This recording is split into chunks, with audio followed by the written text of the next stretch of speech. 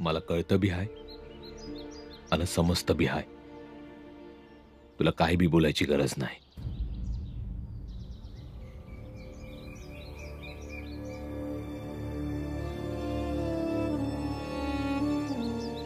जर तुम्ही समध्याचे समधे भीमच्या मताशी सहमत असाल तर काही हरकत नाही. पर तुम्हा समध्यांना जरासं बी वाटत असेल की या दागिन्यावर जिजाबाईचा हक्क आहे, तर तुम्ही समधे आपापल्या हिस्स्याचे दागिने जिजाबाईंना देऊन टाका. मी तुमच्यावर दबाव टाकत नाही, बस एक मार्ग काढतो आहे समद काही ठीक करण्याचा. नाही बाबा, मी आता नाही देणार.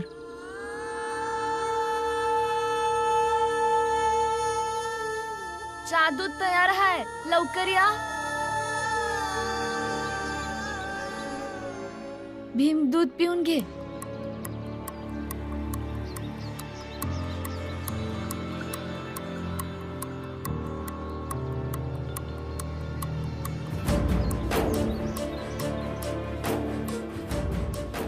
या चाय घ्या.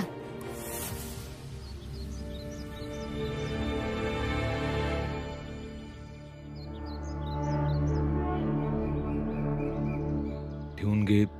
समधे आपापल्या हिस्स्याचे दागिने आपल्या मर्जीने देत आहेत. ठेवून घे.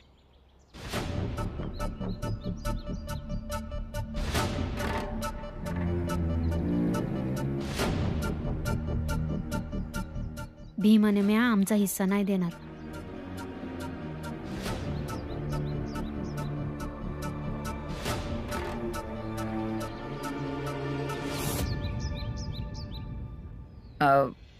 जिजाबाई घेते.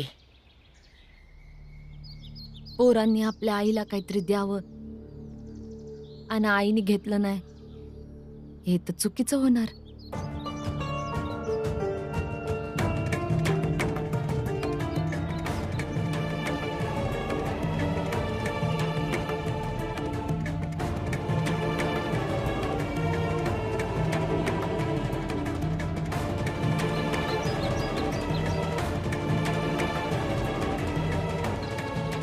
घ्या.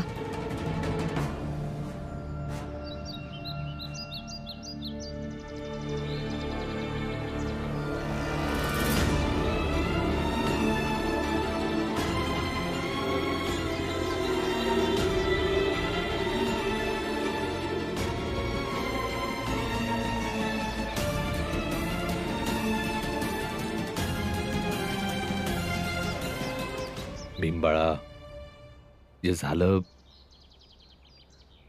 ते सौताच्या विरोधात नाही, तर नव्या आईच्या समर्थनात समज आणि नव्या नात्याला समर्थनाची लई गरज असते. या बाबा, तुम्हीच तर म्हणता ना का जे जसं दिसेल त्यासनी तसंच समजा, म्हणजे जगणं सोपं होऊन जाईल. मग आता तुम्हीच समजवतायत का जे जसं दिसेल त्यासनी दुसऱ्या पद्धतीनं बघा. भीम, तू एवढा विचार करू नको, आम्ही हाय ना तुझ्या संग. वय दिसतंय ना, तुम्ही स्वतःच्या भावासोबत उभं न राहता दुसऱ्यांसंग उभं आहात. असं काय नाही आनंदादा. समद समजतंय तुळसा. आता मला काहीच बोलायचं नाही. नाही आनंदाता, माणसासनी पूर्ण अधिकार असतो का त्यानं कधी आणि कुणाची साथ दिली पाहिजे. आणि कधी कधी दोन विरोधी व्यक्ती बी बरोबर असतात.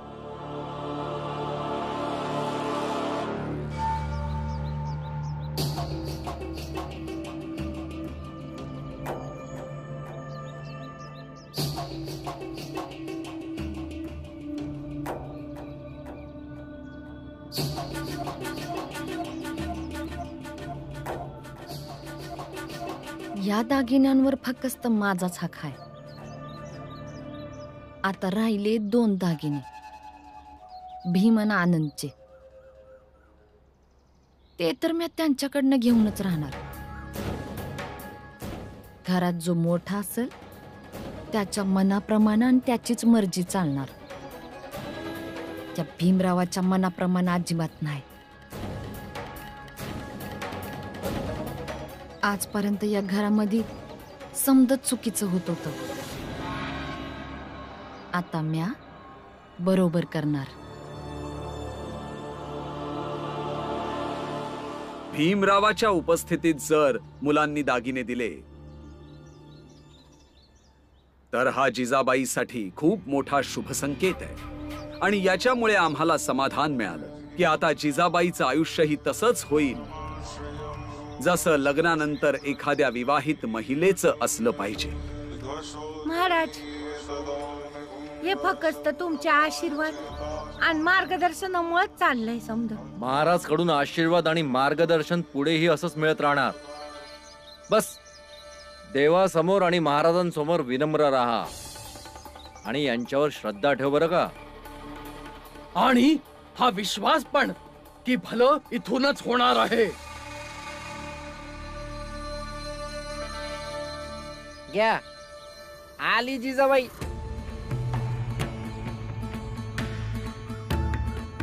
महाराज, ही जिजाबाई आहे रामजीची दुसरी बायको. हात जोडून नमस्कार कर महाराजांना. यांना लय काळजी हाय तुझी. तुम्ही तर तेच महाराज आहात ना, ज्यांच्यामुळे रामजीचं समद कुटुंब त्रासलेलं असतं, ज्यांच्याशी भीम नेहमी वाद घालतो. आणि अग, कसं बोलतेस तू महाराजांशी?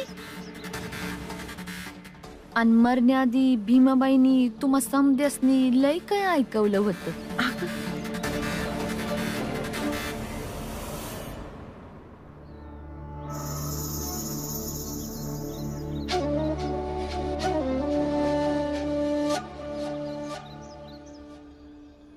हो, आम्ही तेच महाराज आहोत आणि तसेच राहू. आता तुला ठरवायचंय जिजाबाई की तुला कसं जगायचंय. तसंच जशी भीमाबाई जगली होती की तसं ज्यामुळे तुमचं कुटुंब चांगलं आयुष्य जगेल.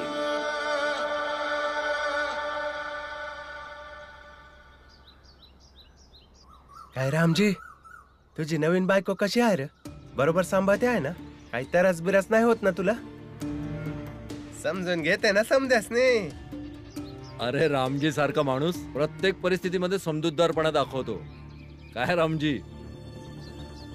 नाही, हे माझ्या आईचे दागिने आहेत. तुम्ही कुणासने बी कसं काय देऊ शकता? आई म्हणायची का तिच्याकडे जेवढे बी दागिने आहेत ते समदे आम्हा तिन्ही भावांच्या बायकांना घालण्यासाठी आणि तुळसाताई मंजुळाताईसाठी आहेत. समदे आपापल्या हिस्स्याचे दागिने आपल्या मर्जीने देत आहे. ठेवून घे. भीमानं मी आमचा हिस्सा नाही देणार. होय, समजा हळूहळू समजते हाय आणि हळूहळू समजून बी घेईन.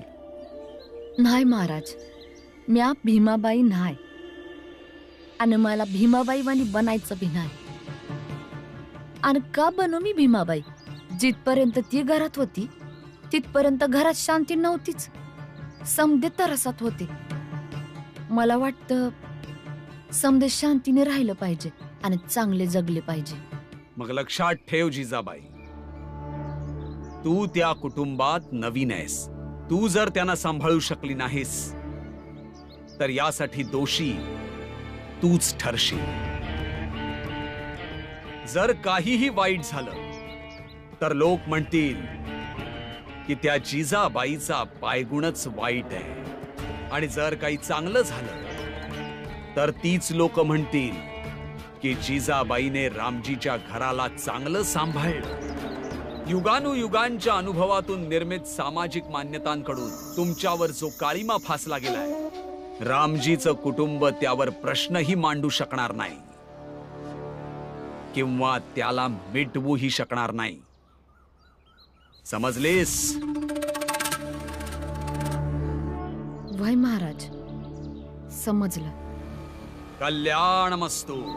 बस एक गोष्ट लक्षात ठेव, आता रामजीने आपल्या कुटुंबाला या समाजापासून वेगळं दूर करून ठेवलं आहे. त्याला तुम्हाला जोडायचं आहे आणि या सगळ्या कार्यात तो भीमराव मोठा अडथळा आहे. त्याला तुम्हाला सांभाळायचं आहे. आणि मग काहीही त्रास होणार नाही. ज्या प्रकारे अस्पृश्य जातीतले लोक आमची सेवा करतात तूही करत राहा. आम्ही प्रसन्न राहू आणि प्रसन्न व्यक्ती कुणाचंही कधीच नुकसान करत नाही. वय महाराज.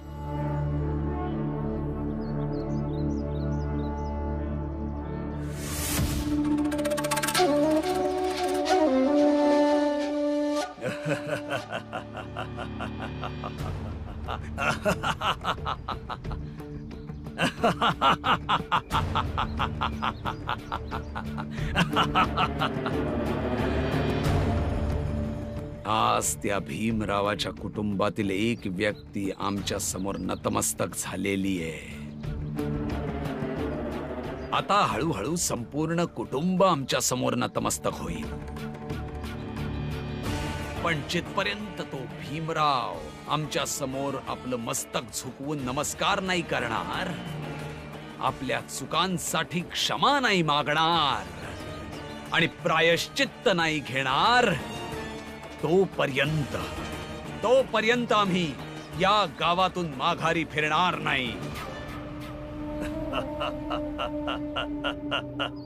महाराजांनी जे जे समजावलंय ते समज ध्यानात ठेव. समजलं? दोघी नीट लक्ष देऊन अभ्यास करा. नमस्कार ताई. नमस्कार. ये बस. तुळसा, मंजुळा, अभ्यास नंतर करा. स्वयंपाक घरात भांडी पडले, धुवून घ्या. जिजाबाई करू दे की अभ्यास. मंजुळाची परीक्षा बी आहे पुढं. आव काय काय तुम्ही बी पोरीच्या जातीसाठी अभ्यासाचं काय इतकं महत्वाचं नाही आहे. चुलीकडचं काम शिकतील तर सासरी पुढे जाऊन कामालाच येईल. आणि तसं बी शिकून सवरून काय बॅरिस्टर बनणार आहेत वय. चंद्रकळा, पोरींचं शिक्षण आणि स्वतःच्या पायावर उभं राहणं लय गरजेचं आहे. जर शिकून सवरून बॅरिस्टर झाली तर यांचं आयुष्य सावरेल की ग. तुम्ही दोघी बी अजून इथंच बसले आहेत. चला जा.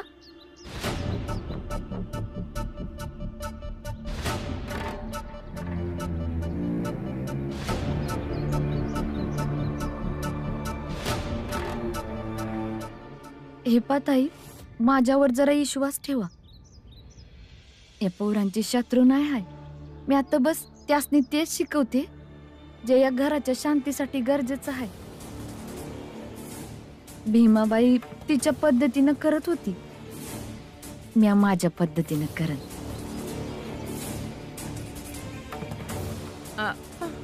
जिजाबाई, तू ताईनं सांगितलं नाहीस?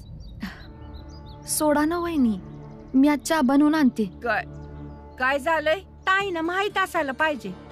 आणि तसं बी यांच्याशिवाय रामजी भाऊंशी कोण बोलणार आहे? काय झालंय? काय ताई, रामजी भाऊनी काल हिला सांगितलं की त्यांचं आणि जिजाबाईचं स्वतःचं कोणी पोर नसेल. आता तुम्हीच सांगत आहे, हे कसं शक्य आहे? दुसऱ्याच्या पोरांना आपलं म्हणणं चांगली गोष्ट आहे, पर जेव्हा बाई स्वतःचं पोर जन्माला घालेल तेव्हाच ती बाई परिपूर्ण होईल, नाही होय की नाही ताई? सोडा ना वहिनी, तुम्ही बी उगा ईश्याला लांबड लावताय.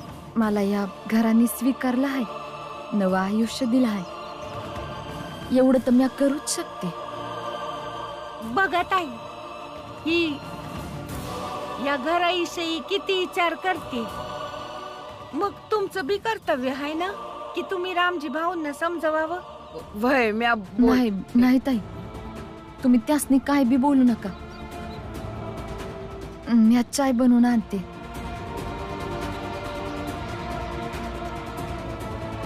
भीम, मी विचार करत होतो, जर मी एक चायची दुकान उघडली असती तर आज जगण्यासाठी आधार झाला असता. बाळादादा आणि मंजुळा तुळसाने जे काय केलंय त्यामुळं माझं त्या घरामध्ये राहायचं जरा बी मन नाही करत. आनंद दादा, व्यक्तिगत निर्णयाशी काय संबंध आहे? त्यासनी जे बरोबर वाटलं ते त्यांनी केलं, तसंच आपल्याला जे बरोबर वाटलं ते आपण केलं. आई आपल्याला सोडून निघून जाईल हे कोणाच बी ठाऊ नव्हतं. आणि अशा परिस्थितीची तयारी नाही करता येत. फक्त आपल्याला त्या संग लढता आलं पाहिजे. चल शाळेत. आणि यापुढे चहाच्या दुकानाविषयी विचार पण करू नकोस, कारण आता आपलं शिकण्याचं वय आहे. रोजगारविषयी विचार करण्याचं नाही. चल आनंद दादा. बरं भीम,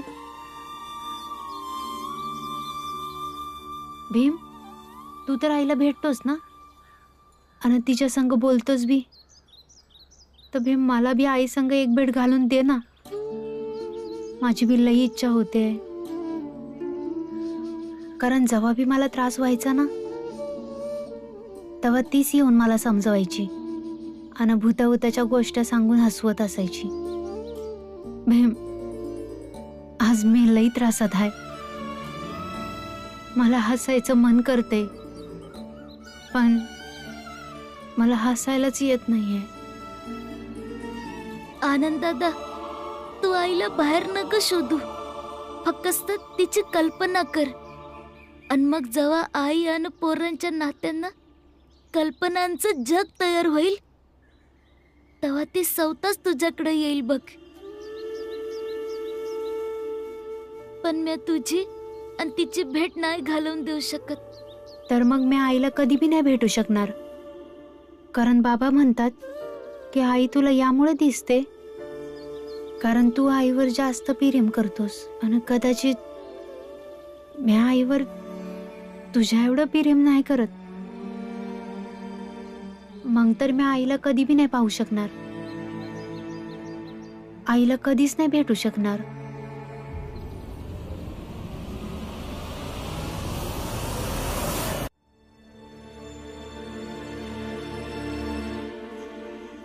आई, तू आज पालकाची भाजी कर की ग. भीमाला लई आवडती. जा बाहेर जाऊन झाडू मार. होय आई.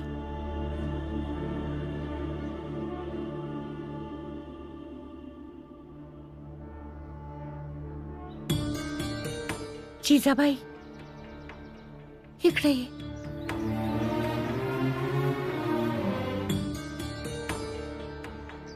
नेम अगदी बरोबर लागलाय. आता ताई नक्की बात करणार रामजी भाऊ बरोबर. बस तू माग हटू नकोस आणि तुझ्या हक्काची लढाई लढत राहा.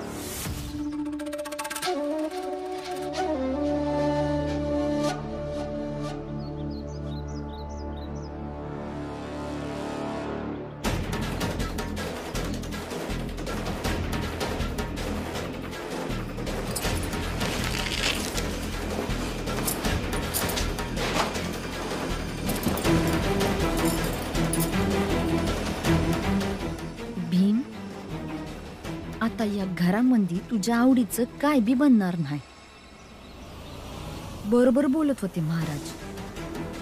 भीमला रोखावं लागल आणि त्याला रोखण्याचा एकच मार्ग आहे. जे बी त्याला आवडत असेल ना ते नाही करायचं. जे बी त्याची इच्छा आहे ती पुरी नको व्हायला. आणि याची सुरुवात तर झाली आहे. आजपासून या घरात पालक कधी बी बनणार नाही. भीम, आता तुझ्यामुळं हे समद कुटुंब या समाजापासून तसं त्रस्त राहणार नाही जसं आधी राहत होतं. आता मी तसं होऊ देणार नाही.